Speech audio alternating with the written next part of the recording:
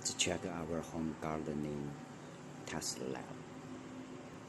7 days later, you can find all our plants grow up rapidly under the LED grow lights.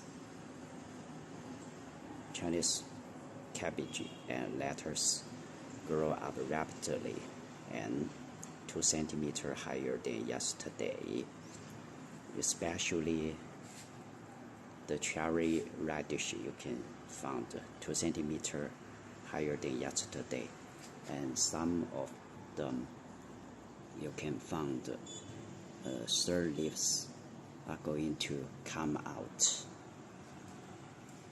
And today we found 5 of the dwarf tomatoes sprouted, but yesterday we only found 1.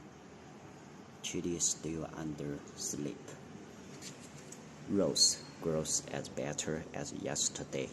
Rosemary and mint grow very well. Pineapple still no rooting.